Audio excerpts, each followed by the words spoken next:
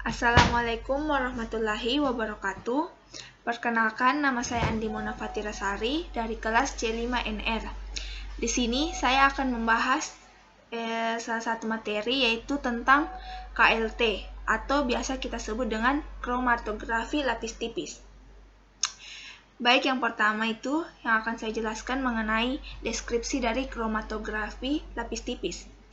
Kromatografi lapis tipis adalah suatu teknik kromatografi yang digunakan untuk memisahkan campuran yang tidak volatil. Kromatografi lapis tipis merupakan kromatografi yang fase diamnya berupa alat, kaca, aluminium, plastik yang dilapisi absorben, dapat berupa silika, selulosa, alumina, dan lain-lain. Mekanisme dari KLT atau kromatografi lapis tipis. Yang pertama itu ada absorpsi senyawa pada fase diam. Yang kedua, kompetisi fase gerak dan solut untuk berikatan dengan fase diam, di mana solut lepas dari permukaan fase diam atau biasa disebut dengan desorpsi. Yang ketiga, senyawa dielusi oleh fase gerak. Petunjuk pemilihan dari fase gerak. Yang pertama, mempunyai kemurnian yang sangat tinggi.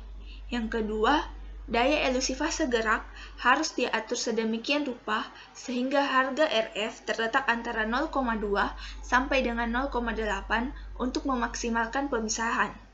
Yang terakhir, yang ketiga, untuk pemisahan dengan menggunakan fase diam, polar seperti silika gel, polaritas fase gerak akan menentukan kecepatan migrasi solut yang berarti menentukan nilai RF.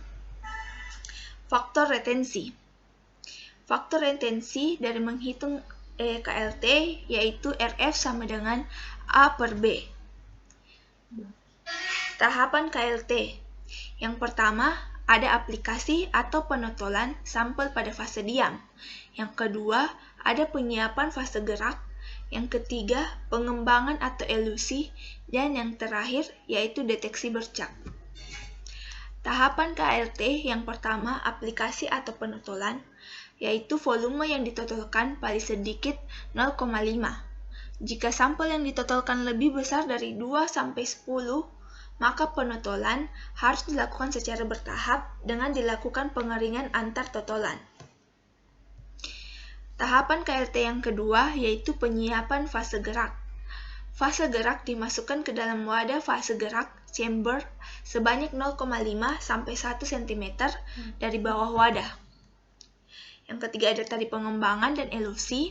Yang keempat, deteksi bercak-bercak visual atau analit berwarna. Yang kedua, penampak bercak kimia, misalnya uap lodium, asam sulfat pekat, ninhidrin. Yang ketiga, lempeng diberi fluoresensi. KLT atau kromatografi lapis tipis untuk identifikasi. Yang pertama, umumnya parameter yang digunakan RF. Yang kedua, totolkan jika ada senyawa pembanding. Yang ketiga, gunakan lebih dari satu sistem eluen atau fase gerak. Yang keempat, jika perlu digunakan fase diam yang berbeda. Yang kelima, jika mungkin gunakan penampak bercak yang khas. Yang keenam, Anda dapat gunakan data RF dari pustaka sebagai pembanding. Yang ketujuh, Anda dapat menggunakan KLT scanner untuk melihat identitas analit. Dan yang terakhir, jika perlu, Anda dapat kerok dan dilakukan ident secara fisiko-kimia. KLT untuk preparatif. Yang pertama, sebaiknya gunakan plat dengan fase diam yang lebih tebal. Yang kedua, totolkan jika ada senyawa pembanding. Yang ketiga, Anda dapat menotolkan sampel secara bergaris. Yang keempat, setelah pengembangan, masing-masing hasil pemisahan dikerok dan dilarutkan dengan pelarut yang sesuai. Dan yang terakhir, yang kelima, yaitu jangan semprot dengan bahan kimia sebagai penampak bercak atau gunakan UV atau uap iod. KLT untuk kuantitatif. Yang pertama itu, totolkan senyawa pembanding yang diketahui kadarnya. Yang kedua, gunakan pipet kapiler terukur volumenya atau mikrosiringnya. Yang ketiga, hitung luas zona atau intensitas dari sampel dan bandingkan dengan senyawa pembanding. Yang keempat, untuk menghitung intensitas Anda bisa gunakan KLT atau kromatografi lapis tipis, scanner atau dikerok dan gunakan spektrofotometer. Adapun materi yang terakhir yaitu kelebihan dari KLT atau kromatografi lapis tipis. Yang pertama itu kelebihannya lebih bebas memilih fase gerak. Yang kedua itu deteksinya lebih spesifik. Yang ketiga pengembangan, artinya two dimension, multiple development, carbon impregnation. Yang keempat itu proses kromatografinya mudah diikuti dan dapat dihentikan setiap saat. Dan kelebihan yang terakhir dari KLT yaitu tanpa harus menggunakan listrik. Sekian presentasi saya mengenai KLT atau kromatografi lapis tipis. Kurang dan lebihnya mohon dimaafkan. Wabillahi taufiq wal hidayah. Wassalamualaikum warahmatullahi wabarakatuh.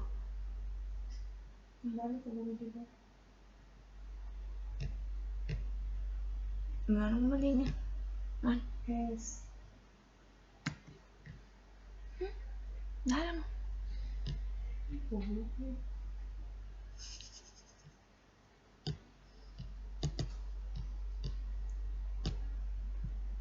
Nggak ada.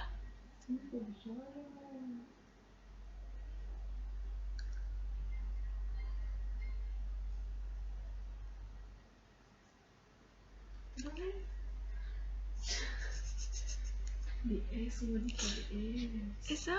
S pembanding, mana ketemu ini?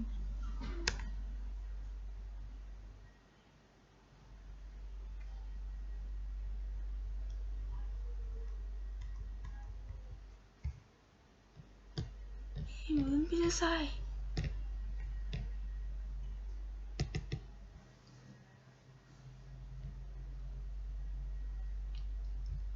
Belum pi.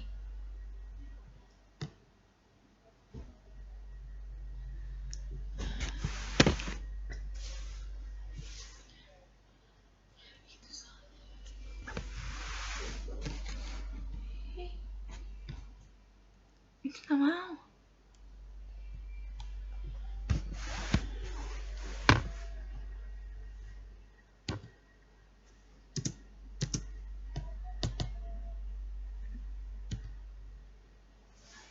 Coba